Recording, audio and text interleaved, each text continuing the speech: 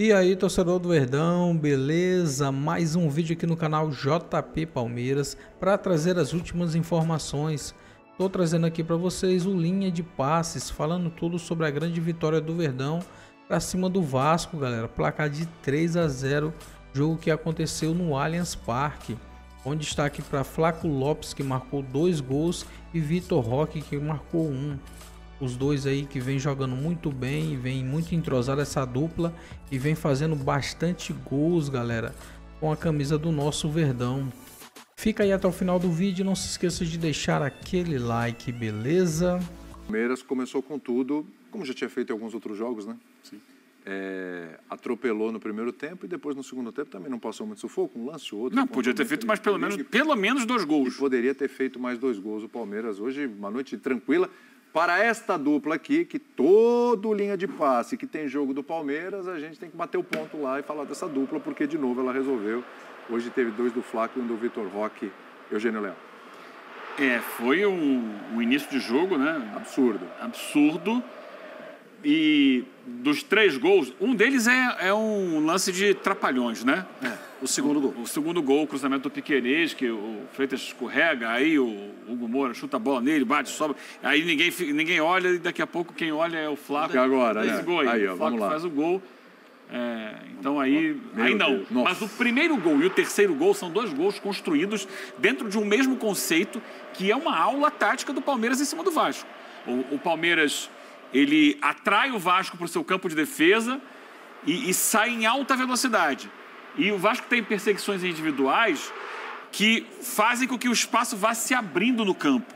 Então, por exemplo, o Hugo Moura, ele sai lá da zona dos volantes e tenta marcar lá quase na lateral direita. Aí a bola entra justamente no espaço onde ele estava, para o Veiga sair da direita e fazer a enfiada de jogo por dentro, para a bola que desvia ainda no Freitas e chega para o Flaco fazer o primeiro gol. O terceiro gol é o Flaco que sai, vem buscar essa bola na direita, mas também, de novo, o Hugo Moura saiu, deixou o buraco no meio de campo. E o Palmeiras, quando ele gera com essas movimentações, o Giai leva o Nuno Moreira para ser um lateral esquerdo lá aberto. Com essas movimentações, ele gera o espaço e ele ataca esse espaço em velocidade, com muita objetividade, com muita verticalidade. Isso mata a defesa do Vasco, quando olha já está 3-0. Acordou 25 minutos, está 3-0. O que eu faço da vida? Acabou o jogo. Tarde demais. Acabou, não tem mais possibilidade de reação ali. Ainda mais contra o Palmeiras. Ainda mais contra o Palmeiras, que sabe muito bem trabalhar a partir daí. E repito, no segundo tempo foram pelo menos 2... É que o segundo tempo teve momentos, né? O Vasco começou um pouco melhor, aí ali dos 15 aos 30, o Palmeiras deu uma blitz, aí poderia ter feito mais 2 gols. Aí o Abel vai tirando o pessoal, aí vai entrando a galera do banco e o Vasco ainda tem chance no final de fazer 1 ou 2 gols ali, acaba não conseguindo finalizar bem. Mas é um jogo em que, na hora que estava valendo, o Palmeiras sobrou. Mas não sobrou apenas, porque foi mais intenso, não. Sobrou no planejamento tático do jogo. A gente vê, no time Evangelista, aí joga o Andréas. Mas não é o Andréas, como muita gente pensa, é um segundo volante, não. Porque o Palmeiras está jogando num 3, porque, na verdade, o Aníbal vira um terceiro zagueiro. O Palmeiras sempre tem 3 homens atrás. Pode ser um lateral que fecha, pode ser um volante que baixa. Então, tem baixado muito o Aníbal. O Aníbal, com os 2 volantes, ele espeta os laterais que viram alas, tanto o Giai de um lado quanto o Piquerez do outro. E você tem uma linha de 3 ali. Veiga, Andréas e Felipe Anderson, por trás dos 2 atacantes. É muito volume para a chegada. Só que esses caras não ficam parados esperando a bola. Eles se movimentam, puxando marcação, abrindo espaço e fazendo a bola entrar justamente no espaço que foi aberto. Brilhante. E todo esse número de jogadores concentrado, boa parte desse número concentrado numa faixa de campo que é a faixa mais criativa e também uma faixa que permite proteção à sua defesa, tudo isso com organização e com o sentido de estamos atacando, vamos atacar próximos. Porque se a gente perder a bola, a gente não pode dar espaço. Sim. Estamos defendendo, vamos defender próximos. Que é o que a gente vai falar de compactação. É um time muito bem treinado. E isso fica caracterizado, fica explícito nos gols e em como o time perde a bola e recupera rapidamente. O segundo gol, que é lance de trapalhões, tem uma roubada de bola do Gustavo Gomes. Ninguém consegue virar para cima dele. Ele já dominou dá até um tapa para roubar a bola. Não, e tem a jogada construída até o cruzamento, que é feito com muita tranquilidade, inclusive. Depois é que foi feito os trapalhões, mas a jogada... Mas não tem como falar também que foi fato isolado o volume de jogo. Porque tem pouquíssimo tempo, a memória está aqui, o jogo do Inter. Foi um volume de jogo também assustador que parecia que era... contra o River e Nunes. Contra o River e Nunes. Contra o Fortaleza com as reservas. É isso. Também. Depois entraram os que eu falei. titulares. Se repete. E é um padrão muito parecido. Tem esse primeiro tempo dessa forma, e aí no segundo tempo, mesmo contra o Inter, segundo tempo, aí a segurada, até faz algumas trocas, segura alguns jogadores e tal, e vai equilibrando. Você já matou o jogo. Você já resolveu o jogo, exatamente, não precisa fazer 10, tá ali, já resolveu o jogo. E ele mudou de rumo, né? Porque a partir do momento que ele vem com Flaco e Roque, você tem um peso pelo centro do campo que não havia. E ele já foi um Palmeiras de atacar muito pelas beiradas. Né? Já foi. E esta versão do Palmeiras é uma versão, como citou o Eugênio, você tinha Felipe Anderson, Andreas Pereira, o Veiga. Você não tem caras, são caras que vão ali um contra um, linha de fundo. São articuladores. Só que você tem no centro duas potências que elas se dividem fazendo gol. O Flaco, que melhora o jogo do Vitor Roque. O Roque, que, fez surgir um novo Flaco, né?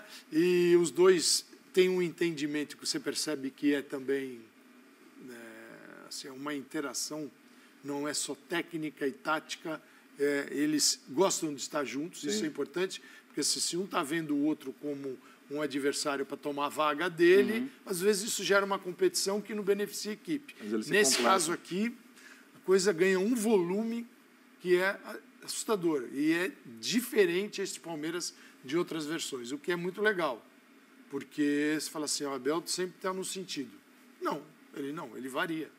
Né? Então você vê o Palmeiras com 3, pode ser o volante baixando, pode ser reconstruindo. O lateral ficando, vai o outro. Então não é que ele perdeu o jogo pelas beiradas, apenas que nesta construção do momento, melhor em casa, ele tem um jogo pelo centro do campo que é absurdo.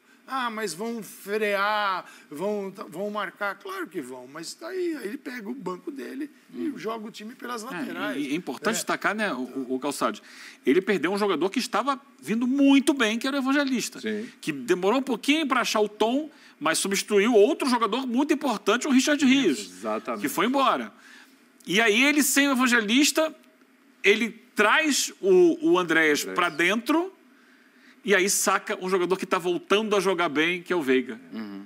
Que é um jogador histórico, né? Um dos poucos remanescentes do time de alguns anos atrás, que passou um momento de lesões, baixa técnica também, mas que nas últimas partidas vem reencontrando seu futebol. E sai do Veiga o passe para o primeiro gol. Mas sabe o que é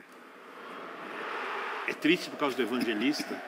É óbvio, o jogador se machucou, perde a temporada e cirurgia e recuperação, a dor da pessoa ali. Porém, se o Veiga voltar a esboçar o jogador que um dia foi, o time ganha em qualidade. Ganha. Com essa mudança.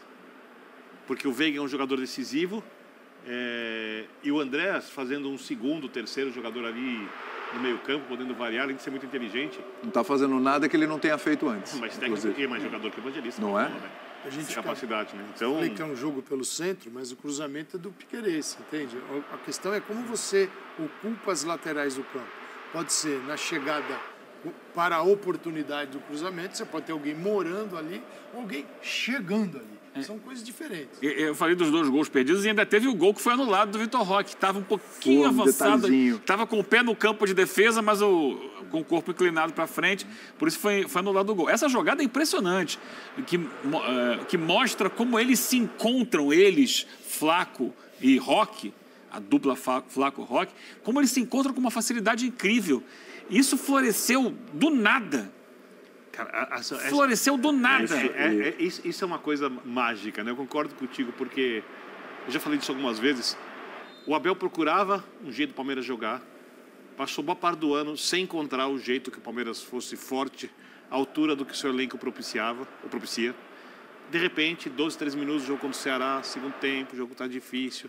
Ceará que jogou 37 vezes na cidade de São Paulo, ganhou só 2 na história, vai lá, coloca os dois vão muito bem. E aí tem que manter. Ele nasceu, aí deu match. E aí parece que esses caras estão jogando juntos Nossa, há muito tempo. Há muito tempo. Porque, como disse o Calçade, eles se movimentam, eles não são previsíveis, não há uma movimentação padronizada, há diversas movimentações diferentes, padronizadas, mas todas muito harmoniosas. Tem química. Como um encaixa com o outro, como um faz o outro ser um jogador melhor, como isso gerou confiança. Você vê o Flaco dando alguns passes, saindo fora da área. Cara, assim, nível técnico, o do River e o Vitor Roque chega na jogada individual, ganhando as bolas, finalizando, sabe, com convicção. Cara, é impressionante a harmonia desses caras, com toda essa estrutura que vocês falaram ao redor. Dos volantes, dos jogadores de lado de campo, dos laterais que avançam e viram alas e podem ser laterais. E o lateral pode ser um terceiro zagueiro, eventualmente. E o volante que constrói, que baixa também quando é necessário. Quer dizer, é o momento... Olha, eu acho que esse é o melhor momento do Palmeiras. Esse ano não teve nenhum antes, ano passado não teve nenhum momento como esse. E digo mais, a qualidade de jogo que o Palmeiras apresenta hoje é superior à qualidade de jogo que o Palmeiras apresentou na arrancada quando foi campeão brasileiro, virando contra o Botafogo. 23? Com certeza. Mesmo com o Hendrick arrebentando. Qualidade de jogo. A gente está falando do individual ali. Agora, só olhando um pouquinho para o outro lado, Marra, a gente está falando aqui que é meio óbvio, o Palmeiras tem sido avassalador. No começo dos jogos, é um Palmeiras letal no começo dos jogos. Tem resolvido as paradas no primeiro tempo. Faltou avisar isso para o Diniz, não faltou, não? Então, mas a entrevista dele é muito legal, até porque ele fala, a gente estava preparado para isso. Não parece. Na conversa. Na prática, o Palmeiras arrastou, o Palmeiras foi melhor. É porque ainda bem que esse é um jogo humano, né? Que, assim, tem um jogador que vai ficar na dúvida. Porque quando abriu o Giai, quando o Eugênio já destacou aqui, quando abriu o Piquerez, quando, assim, e agora, o que eu faço?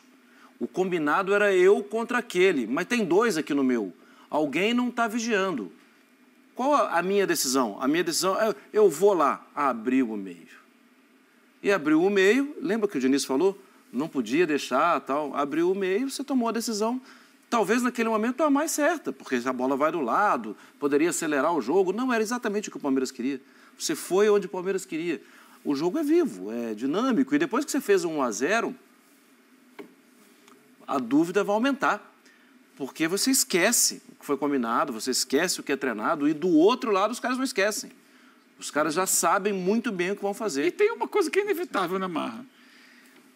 O nível do Palmeiras é outro. Sim. Individualmente não são equipes comparáveis. É outro nível, é outro mesmo degrau. Destacando que esse talvez fosse o melhor momento do Vasco, né? Mas então, acho que essa derrota não pode mascarar que há uma evolução no Vasco. Sim. Agora, pegou um time que está 3 degraus acima. Sim. Jogando em casa, motivado, porque vem de uma derrota, sabendo que o jogo de hoje era fundamental, porque amanhã o Flamengo joga com o Cruzeiro. Pega o outro. Exato. E amanhã um dos dois vai perder ponto, ou os dois vão perder ponto. Exatamente. E o Palmeiras não podia deixar de pontuar com 3 hoje, sob o risco de repente, o Flamengo ganhar e abrir uma vantagem que o deixasse muito longe da possibilidade de ser campeão. E o pior resultado para o Palmeiras é a vitória do Flamengo. Sim. Mas assim, era fundamental para o Palmeiras ganhar hoje, então ele entrou voando. E é isso, no final das contas. O Vasco melhorou? Sim, melhorou. Ganhou jogos importantes, ganhou em casa. Tem uma outra questão, a adaptação do Vasco, do jogo do Diniz atual ao gramado sintético. É difícil, é um gramado muito veloz. O Vasco é um time mais cadenciado, com a bola no pé. Tem algumas questões de jogo que partem disso, de inversão de jogo, demorar um pouco mais para o adversário chegar e não funcionou. Mas é importante dizer que o Vasco está melhorando. Hoje ainda não chegou perto do nível do Palmeiras, por isso sofreu tanto nessa partida. Se fosse o ano passado, nessa altura do campeonato, se perdesse o Piton, esquece. É verdade. Aliás, falei em Piton, Só tinha Piton pro Verratti, mais nada. Por falar de Piton, vamos falar do Corinthians e do Internacional também, né? Piton que passou por lá. 1-1, empate lá no Beira-Rio. Daqui a pouco a gente fala da arbitragem, mas enquanto tá rolando ali, assim... Um empate que... Claro, empate fora de casa sempre é melhor para o visitante, né, Calçade? Mas deixou escapar ali no finalzinho. Como eu disse, daqui a pouco a gente fala da arbitragem, mas... Então é isso, torcedor do Verdão. Valeu por chegar até aqui no final do vídeo. Não se esqueça de deixar aquele like, beleza? Se você ainda não for inscrito aqui no canal, já se inscreva. Ative o sininho de notificação para não perder nada que eu posto aqui no canal. Falou e até mais!